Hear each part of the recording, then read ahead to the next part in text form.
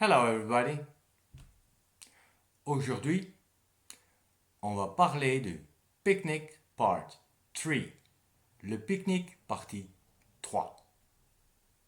Comme d'habitude, les phrases en rouge sont les traductions littérales.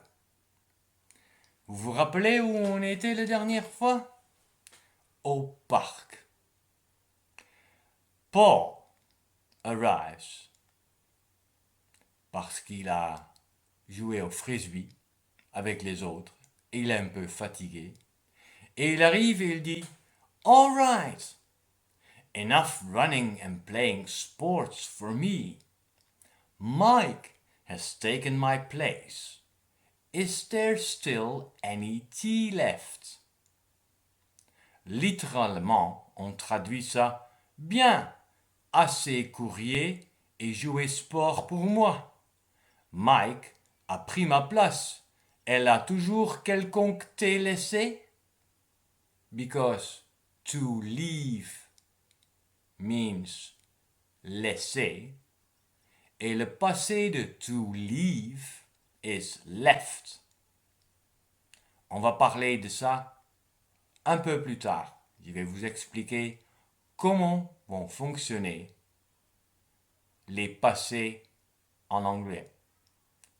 Pas facile des fois, mais pas aussi compliqué qu'en langue française, je vous le jure. Donc, on traduit ça. C'est assez de course et de sport pour moi. Mike m'a remplacé. Reste-t-il du thé? Storm dit Yes, here. Do you want milk and sugar? Oui, ici. Fais-tu vouloir lait et sucre? Ou autrement dit Oui, veux-tu du lait et du sucre? Paul répond Yes, please, with 2 sugars. The blue cup is mine. Oui, s'il te plaît, avec 2 sucres. La tasse bleue est mien. En français correctement, oui, s'il te plaît, 2 sucres. Ma tasse, c'est la bleue. En dessous, il y a des images. Hein? Ça vous donne un peu une idée. Blue cup, 2 sugars, orange juice, tea bag, milk. Et voilà. Storm dit Here you go. Ce qu'on traduit littéralement comme ici tu allais.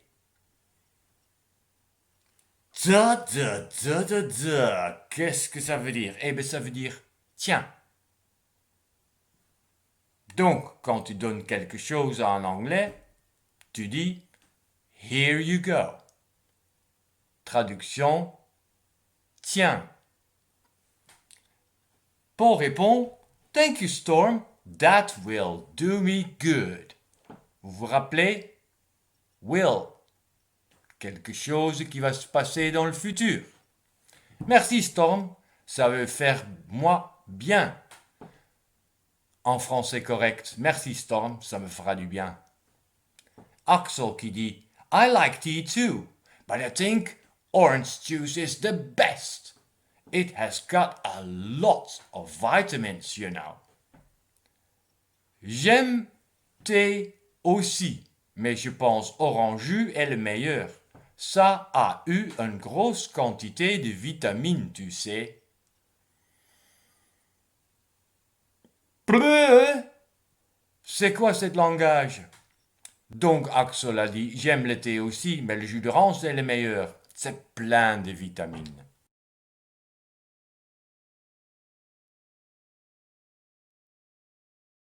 Ensuite, moi, oui, parce que moi aussi, je parle anglais, ça m'arrive. The others have stopped playing and joined the picnic as well. Les autres avoir arrêté jouer et joindre le pique-nique aussi. Ou en français correctement, les autres ont fini de jouer et rejoignent le pique-nique. Al, il regarde le pique-nique et il dit That looks fantastic! Bread, sausage, fruits, and I brought a bottle of homemade smoothie. Traduction littérale. Ça regarde fantastique. Pain, saucisses, fruits. Et j'ai apporté une bouteille de maison fait smoothie. Pardon? Ça regarde fantastique? Ça, c'est une chose. Ça n'a pas de jeu. Ça ne regarde pas. Et certainement pas fantastique. Mais la traduction fonctionne comme ça en Angleterre. Autrement dit, ça a l'air très bon, du pain, des saucisses, des fruits, et j'ai apporté une bouteille de smoothie faite maison. Izzy demande, Can I try your smoothie, please? Suis-je capable, vous vous rappelez, suis-je capable de goûter ton smoothie, s'il te plaît? Mais Izzy est bien capable de goûter une smoothie. Elle est en bonne santé, donc il n'y a aucune raison pourquoi elle ne serait pas capable. On traduit par contre, puis-je goûter ton smoothie, s'il te plaît? Et regarde ensuite les images. Fresh cream, bread, carrots, fruits, banana, else. Smoothie. Broccoli, a little bit of sugar and sausage. Ensuite, moi, oui, parce que moi aussi, je parle anglais, ça m'arrive. The others have stopped playing and joined the picnic as well. Les autres avoir arrêté de jouer et joindre le pique-nique aussi. Ou en français correctement, les autres ont fini de jouer et rejoignent le pique-nique. Al, il regarde le pique-nique et il dit That looks fantastic! Bread, sausage, fruits, and I brought a bottle of homemade smoothie. Traduction littérale. Ça regarde fantastique. Pain, saucisses, fruits. Et j'ai apporté une bouteille de maison fait smoothie. Pardon? Ça regarde fantastique? Ça, c'est une chose. Ça n'a pas de jeu. Ça ne regarde pas. Et certainement pas fantastique. Mais la traduction fonctionne comme ça en Angleterre. Autrement dit, ça a l'air très bon, du pain, des saucisses, des fruits, et j'ai apporté une bouteille de smoothie faite maison. Izzy demande, Can I try your smoothie, please? Suis-je capable, vous vous rappelez, suis-je capable de goûter ton smoothie, s'il te plaît?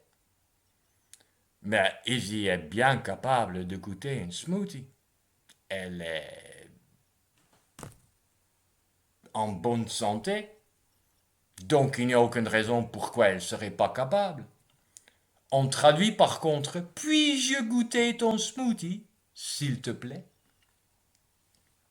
Et regarde ensuite les images. Fresh cream, bread, carrots, fruits, banana, else. Smoothie. Broccoli, a little bit of sugar and sausage. Al répond à la question de Izzy. Sure, it is very healthy. I made it with carrots, spinach, a little bit of sugar, fresh cream and broccoli. Sûr, ça est très sain. J'ai fait ça avec carottes, épinards, un peu de sucre, fraîche crème et brocoli. Traduction normale en français. Bien sûr, c'est bon pour la santé. Je l'ai fait avec des carottes, des épinards, un peu de sucre, la crème fraîche et des brocolis. Hein? Ça donne envie, n'est-ce pas? Donc Izzy répond Ah yes, that sounds very healthy. However, I think I prefer the orange juice. Izzy dit Ah oui, ça sonne très santé. Pourtant, je pense que je préfère le orange jus. En effet, ça doit être bon pour la santé, mais Je pense que je préfère le jus d'orange. Je vous expliquerai plus tard ce que veut dire however. Al dit, pas de problème, il y en aura plus pour moi. Bo demande, Can I have a banana, please? Suis-je capable d'avoir une banane, s'il te plaît? Je connais Bo, elle est bien capable. Donc on traduit, puis-je avoir une banane, s'il te plaît? And that's it for now. More in the next lesson.